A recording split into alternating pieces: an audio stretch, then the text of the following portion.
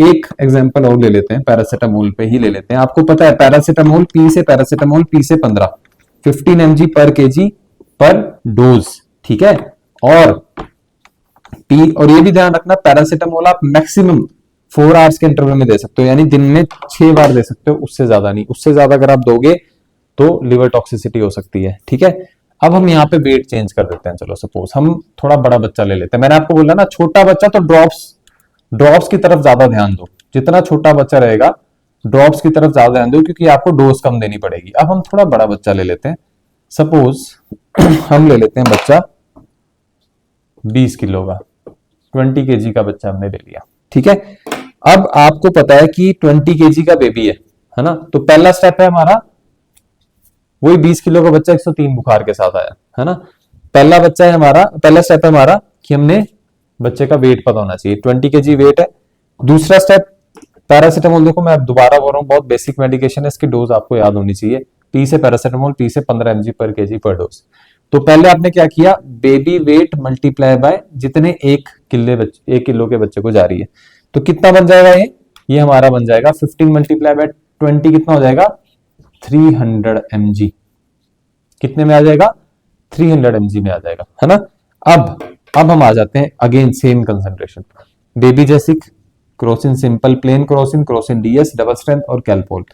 तो हमने कैसे किया था, हमने सबसे पहले क्या किया हमारे पास कंसंट्रेशन है 100 mg by 1 ml। Again formula लगेगा, कितनी डोज देनी है बच्चे को, आपको बच्चे को देनी है डोज 300 mg। कितनी है आपके हाथ में 100 mg, कितने ml में, मल्टीप्लाई बाय वॉल्यूम 1 ml में, है ना। mg से mg कैंसिल हो गया, mg से mg कैंसिल, 100 0 से 0 0 से 0, है ना। क्या डोज आ जाएगी, डोज आ जाएगी 3 ml डोज आ जाएगी, ठीक है। क्या डोज आ जाएगी 3 ml। अगेन हम क्रोसिन में आ जाते हैं, होपफुली आप साथ साथ सॉल्व कर रहे हो और इजी है आपके लिए। देखो क्रोसिन में आगे तो क्या हो जाएगा, डोज कितनी देनी है बच्चे को 300 mg डिवाइडेड बाय कितनी डोज है हाथ में 120 mg, मल्टीप्लाई बाय वॉल्यूम यानी कि 5 ml। तो क्या हो जाएगा, mg से mg कैंसिल, 0 से 0 कैंसिल, है ना। कितनी बन गई 5 multiply by 30, 150 ml divided by 12, है ना। कितनी आ जाएगी डोज है, अगर हम इसमें सिंपल सा मैथ करें तो कितनी डोज बन जाएगी, लगभग 24 और 6, लगभग डोज बन जाएगी 150 ml हो गया ना, डिवाइडेड बाय 12, है ना। तो लगभग हमारी डोज बन जाएगी 12.5 ml। अगर सिंपल मैथ, क्या पता मैंने शायद थोड़ा मैथ गलत ना की हो, लेकिन मेरे को लग रहा है 12.5 ही बनेगी, 240 और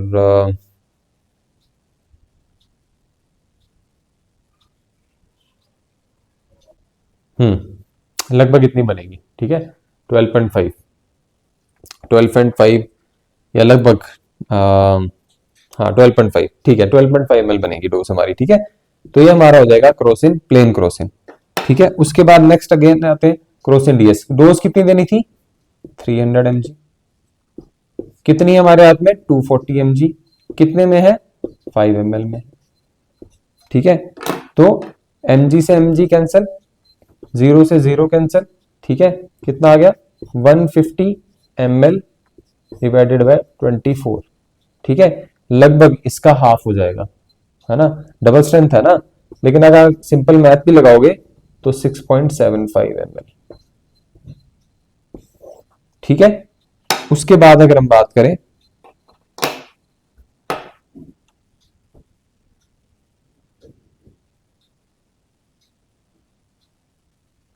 $6.25 बनेगा, आई थिंक 6.25 ml, ठीक है।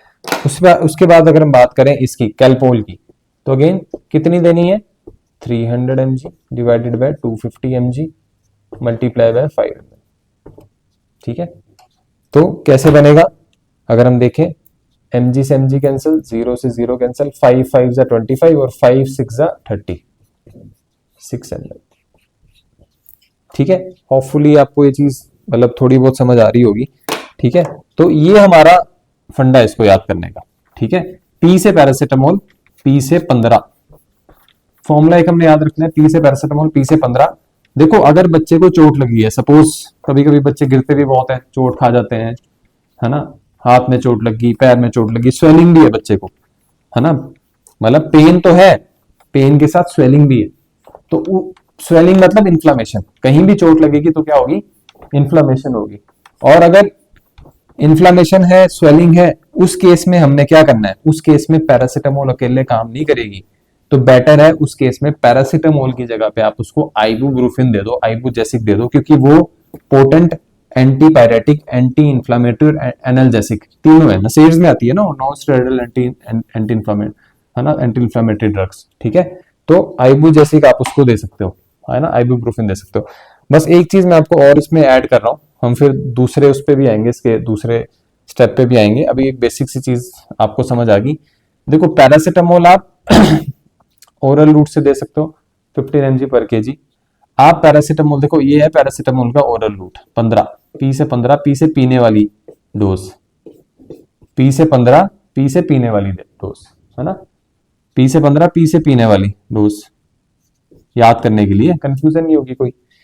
सेम अगर आपने उसको आईवी डोज देनी है पैरासिटामोल, आईवी आईवी डोज देनी है तो देनी होती है 10 mg पर केजी पर डोज। आपने रेक्टल से भी दे सकते हो, जैसे कोई बच्चा आपके पास आया, सीजर आ रहा है उसको, है ना, या अनकॉन्शियस है, मुंह से पिला पाओगे, कैनला भी नहीं लग रहा, तो रेक्टल देनी पड़ेगी फीवर कम करने के लिए। तो रेक्टल डोज यहाँ 5 कम हो जाएगा, यहाँ 5 बढ़ जाएगा, 20 mg पर केजी पर डोज, ठीक है। अब जैसे मैंने आपको बताया था कि आइबुजेसिक पैरासिटामोल के बाद अगर फीवर नहीं टूट रहा है, फिर किसी को चोट लगी, इन्फ्लामेशन है, तो सेकंड उससे और ऊपर हमारे पास नेक्स्ट ड्रग आती है देने के लिए, आइबुप्रोफेन, आइबुजेसिक के नाम से, ठीक है। आइबुजेसिक एक ही आती है, उसकी कोई अलग कंसेंट्रेशन नहीं है, तो बड़ा आसान है। पैरासिटामोल बहुत ज्यादा यूज होती है ना उसकी सेम, तो आइबुजेसिक की कंसेंट्रेशन 100 mg by 5 ml, सिर्फ एक ही कंसेंट्रेशन और कोई कंसेंट्रेशन नहीं है, 100 mg by 5 ml बस, ठीक है। अब जैसे देखो बहुत आसान है याद करना, इसकी डोज याद करना बहुत आसान है। देखो आइबुजेसिक, पीसीएम की आईवी डोज, है ना, तो पीसीएम की आईवी डोज इज 10 mg, आई से पीसीएम की आईवी डोज, आई से आइबुजेसिक, आइबुजेसिक की डोज भी कितनी है, 10 mg पर केजी पर डोज, याद करने के लिए, ठीक है। वैसे भी आप देखोगे आई में से अगर आप 2 कॉलम हटा दोगे तो लगभग 10 1 की फॉर्मुलेशन सी बन रही है ना, तो 10 mg, है ना, तो पीसीएम की आईवी डोज इज 10 mg, वैसे ही आई से आइबुजेसिक की डोज भी कितनी है, 10 mg पर केजी पर डोज, सिंपल। और कंसेंट्रेशन इसकी एक ही आती है, 100 mg by 5 ml, है ना। तो कोई चोट खाया बच्चा आ गया, सर पे चोट लगी है, इतना बड़ा वो स्वेलिंग हो गई है ना, और पेन भी हो रहा है, तो बेटर है आप उसको आइबुजेसिक दे दो, अगर उसको डेंगू डूंगू मतलब प्लेटलेट का कोई इशू नहीं है तो, ठीक है, या फिर पेप्टिक अल्सर का कोई इशू नहीं है तो। नसेड्स है ना, तो ये म्यूकस, हमारा जो स्टमक के अंदर की लाइनिंग है, म्यूकस बैरियर, उसको भी डिस्ट्रॉय करता है, जिसकी वजह से अल्सर्स फॉर्मेशन होने के चांस ज्यादा रहते हैं, है ना। हाँ, तो उस केस में देखो, आपने देखा होगा कभी भी आप किसी अच्छे पीडियाट्रिशियन के पास जाओगे, तो जब भी वो आपको आइबुजेसिक प्रिस्क्राइब करेंगे, तो आइबुजेसिक के साथ म्यूकस बैरियर को प्रोटेक्ट करने के लिए कि म्यूकस डिस्ट्रॉय ना हो, मतलब एससीएल अल्सर ना फॉर्म करे, आइबुजेसिक के साथ हमेशा या तो रेंटेक दिया जाता है सिर्फ, या फिर पेंटॉप दी जाती है ना, उस एसिड का रिएक्शन ना हो म्यूकस बैरियर के बाद, उसलिए हम एक वीडियो बनाएंगे पेप्टिक अल्सर, और पेप्टिक अल्सर कॉज करने के लिए कौन से एग्रीवेटिंग फैक्टर है और कौन से एग्रीवेटिंग उसको सबसाइड करने वाले फैक्टर्स हैं, उसके ऊपर हम एक वीडियो बनाएंगे पेप्टिक अल्सर के ऊपर, बेस्ड ऑन केटी त्रिपाठी जो हम फार्माकोलॉजी के लिए फॉलो करते हैं। और उसके साथ साथ हम आपको थोड़ी जीएटी के एनाटॉमी और पहले फंक्शन बताएंगे, फिजियोलॉजी बताएंगे, उसके बाद थोड़ा पेप्टिक अल्सर के बताएंगे, क्योंकि बहुत कॉमन मेडिसिन यूज होती है, Pantop and Rantac and all, ठीक है, तो वो बताएंगे। तो आइबुजेसिक के साथ और एक चीज जरूर याद रखना, आइबुजेसिक क्योंकि अल्सर्स कोज करेगी, म्यूकोजल बैरियर को डिस्ट्रॉय करती है ना, तो हमें हमेशा इसको विद मील और आफ्टर मील, खाने के साथ दो या खाने के बाद दो। खाली पेट, देखो कोई भी चीज आप खाली पेट दोगे तो वो ज्यादा डिस्ट्रॉय करेगी, ज्यादा इंपैक्ट करेगी म्यूकस पे, है ना, खाली पेट दोगे ज्यादा इंपैक्ट करेगी म्यूकस पे। किसी के साथ दोगे तो बाकी फूड पार्टिकल भी है ना, तो इतना म्यूकस पे इंपैक्ट नहीं करेगी जितना आप खाली पेट दोगे, ठीक है। तो डोज बनती है 10 mg पर केजी पर डोज, ठीक है, फॉर्मूला अगेन वही लगेगा, पहला स्टेप वही है, बच्चे का वेट पता होना चाहिए। बच्चा आया कोई लेसरेशन के साथ, बच्चा आया लेसरेशन यानी कि चोट लगी है सिर पे, स्वेलिंग है फोरहेड पे, पेन है, ठीक है, आपको पोटेंट एंटी इंफ्लेमेटरी एनाल्जेसिक देनी है। बच्चे का वेट कितना है? बच्चे का वेट है 15 किलो, 15 केजी। पहला स्टेप, बच्चे का वेट पता लग गया। दूसरा स्टेप, 15 किलो वेट था, मल्टीप्लाई कर दिया 10 mg पर केजी से, तो कितना बन गया? 150 mg बन गया हमारा, है ना, कितना बन गया? 150 mg। अब हमने क्या किया? तीसरा स्टेप, 150 mg डोज बन गई। अब हमने क्या किया? अब हमने वो वाला फॉर्मूला लगाना है, कितनी डोज देनी है? डिजायर डोज कितनी है? 150 डिवाइडेड बाय डिजायर डोज कितनी है? 150 mg, ठीक है। डोज कितनी है आपके हाथ में? एक ही तरह का सिरप आता है, 100 mg बाय 5 ml, और कोई नहीं आता है वो जैसे का, 100 mg, वॉल्यूम 5 ml, ठीक है। वेरी वेरी इजी, mg से mg कट गया, 0 से 0 कट गया, 5 2 जा 10, है ना। कितनी डोज बन गई? 15 को 2 से डिवाइड करोगे, 15 डिवाइडेड बाय 2 इतनी ml में आएगी, ये आ जाएगी 7.5 ml। पर याद रखना किसके साथ देनी है? विद मील और आफ्टर मील, और साथ में कुछ ये आपके ये रेंटेक या पेंटाप्रोजोल एंटासिड आप दे सकते हो साथ में, वेरी वेरी इंपॉर्टेंट, ठीक है। फिर एक लास्ट हमारी आइबुजेसिक के साथ एक और पोटेंट हमारी, अच्छा एक चीज और याद रखना, कहीं कहीं पे एक तो सिरप आता है प्लेन आइबुजेसिक, सिरप आइबुप्रोफेन या फिर आइबुजेसिक के नाम से आएगा, सिरप आइबुजेसिक, क्या आएगा? सिरप आइबुजेसिक, है ना। एक सिरप आता है सिरप आइबुजेसिक प्लस, जैसे कॉम्बिफ्लाइन टैबलेट आती है। आइबुजेसिक प्लस मतलब आइबुप्रोफेन तो है, प्लस से पी से पैरासिटामोल भी है। तो ये गलती नहीं करनी कभी कि पैरासिटामोल भी दे रहे हैं साथ साथ आइबुजेसिक प्लस भी दिए जा रहे हैं, पैरासिटामोल की ओवरडोज हो जाएगी। हमेशा मैं बोलता हूं जब भी कोई दवाई लेनी है उसकी कंसेंट्रेशन मेडिकेशन का साल्ट सबसे पहले पढ़ना है ना। तो कभी भी आपको प्लस वाली पैरासिटामोल के साथ नहीं देनी, ओवरडोज हो जाएगी, ठीक है। पैरासिटामोल भी दे रहे हो, होता है ना सर कि देखो फीवर, बच्चे को 4 बजे फीवर आ गया 103, आपने यहाँ पीसीएम दे दी, 5 बजे भी फीवर कितना है? 103, बढ़ के 103.5 हो गया। अब आप यहाँ पे आइबुजेसिक प्लस नहीं दोगे, आप यहाँ पे उसको आइबुजेसिक दोगे प्लेन, जिसमें खाली आइबुप्रोफेन है, पैरासिटामोल वाली कॉम्बिनेशन नहीं दोगे, याद रखना, ठीक है। तो ये हमारा हो गया। पीसीएम के बाद आप क्या दे सकते हो? पीसीएम के बाद आप आइबुजेसिक दे सकते हो, ठीक है। पीसीएम के बाद क्या दे सकते हो? आइबुजेसिक दे सकते हो, वो भी एक potent antipyretic, analgesic, anti inflammatory है। कभी कभी आइबुजेसिक से भी रिस्पॉन्ड नहीं आता, या फिर एक और इंपॉर्टेंट चीज, बच्चों को हमेशा एलर्जी पूछनी चाहिए कि आपको आइबुप्रोफेन से एलर्जी तो नहीं है। सपोज कोई बच्चा आया, उसको वो है एलर्जिक टू आइबुप्रोफेन, और पीसीएम से बुखार नहीं उतर रहा, अब क्या करोगे?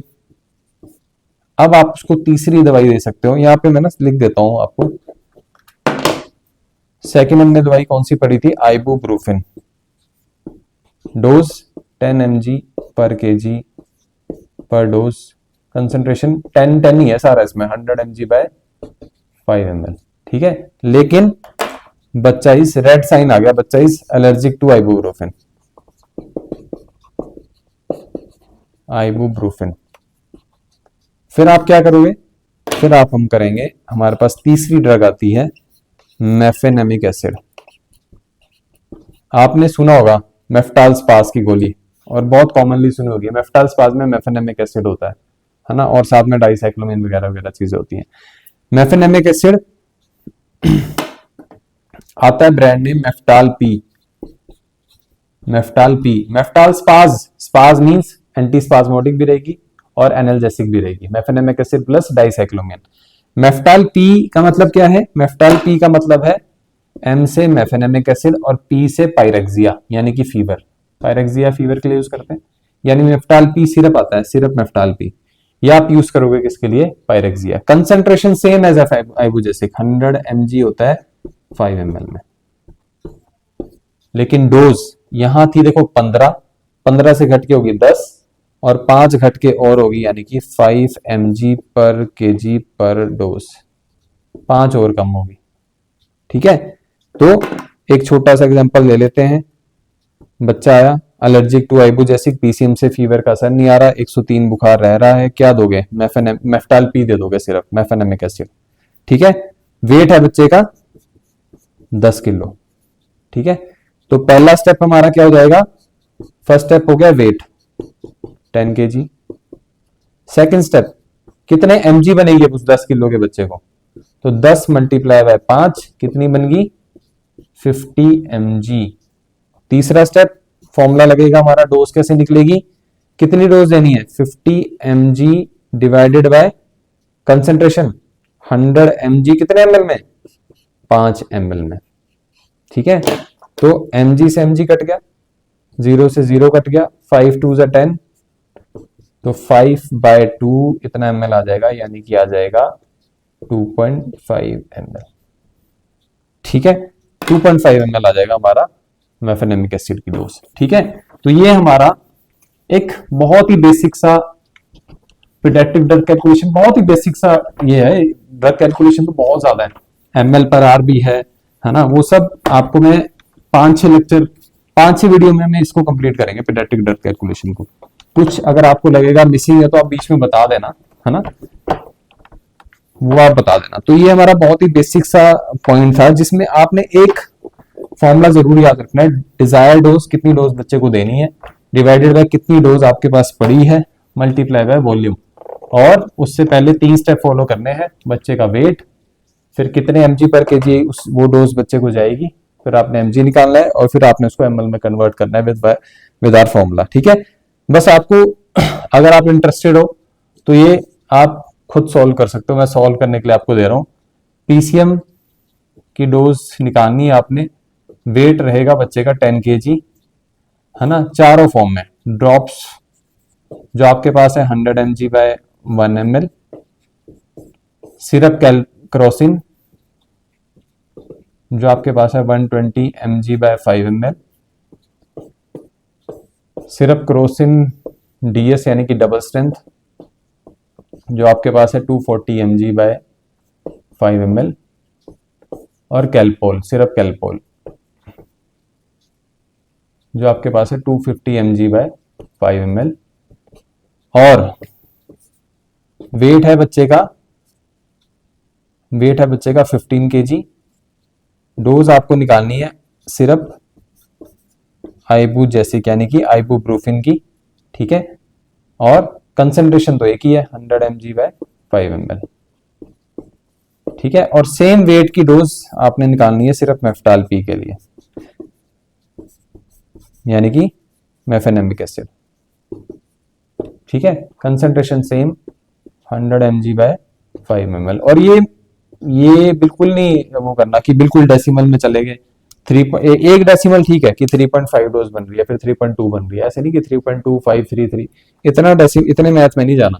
ठीक है, तो होपफुली अगर आपको वीडियो ठीक लगेगी तो कोशिश करना कि ये आप सॉल्व करो, और मतलब कमेंट सेक्शन में भी कर सकते हो, डिस्क्रिप्शन में फोन नंबर भी, आप डायरेक्टली भी कोई डाउट हो तो पूछ सकते हो। ठीक है, थैंक यू।